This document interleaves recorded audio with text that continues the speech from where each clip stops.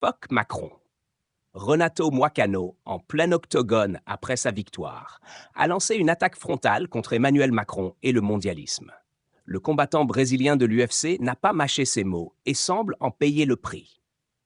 Classé 11e mondial, il dénonce un complot contre lui dans les classements, accusant les journalistes d'être pro-Macron.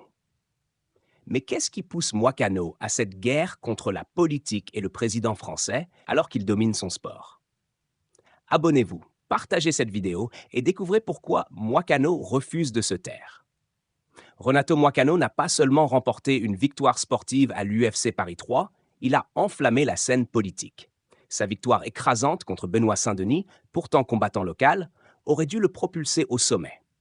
Mais sur le ring, il a préféré prendre à partie Emmanuel Macron. Le Brésilien, déjà connu pour ses coups puissants dans l'octogone, s'est emparé du micro pour décocher des coups verbaux. Fuck Macron, j'emmerde tous les mondialistes, a-t-il hurlé, sous les yeux d'un public parisien médusé.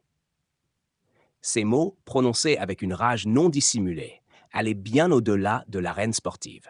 Ils incarnaient une colère profonde contre les élites politiques et économiques. Pour Moicano, le sport n'est pas isolé du reste du monde.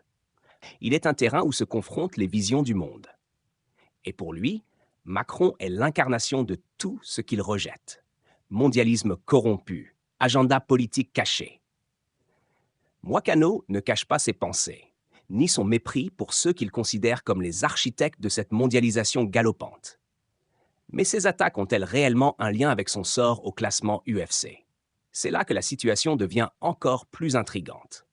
Après avoir dominé Saint-Denis sans aucune contestation possible, le Brésilien espérait une progression dans les classements mondiaux. Pourtant, son nom reste figé à la 11e place. Une situation incompréhensible pour lui, d'autant plus qu'il venait d'ajouter une victoire éclatante à son palmarès déjà impressionnant de 11 victoires et un nul à l'UFC. Pour lui, cela ne fait aucun doute, il est victime d'une vengeance politique. C'est la première fois que je vois quelqu'un détruire son adversaire et ne pas remonter dans le classement, s'insurge-t-il. Et la raison, selon lui, est évidente. Les journalistes de MMA, responsables des classements, soutiendraient eux aussi Macron. Une accusation grave qui met en lumière le fossé qui sépare Moicano du reste du monde du MMA. Car dans ses propos, ce n'est pas seulement contre Macron qu'il en a mais contre tout un système qu'il juge biaisé et manipulateur. L'ironie de la situation? Benoît Saint-Denis, son adversaire vaincu, le talonne de près dans le classement, à la 12e place.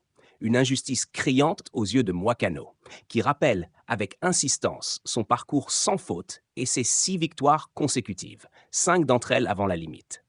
Pourquoi n'est-il pas classé devant des combattants comme Max Holloway, Raphaël Fiziev ou Michael Chandler? Là encore, Moicano est convaincu que la réponse est politique. Mais que cherche-t-il réellement avec cette série d'attaques? En s'attaquant à Macron, il touche une corde sensible dans un pays où la politique et le sport s'entremêlent souvent, parfois de manière explosive. En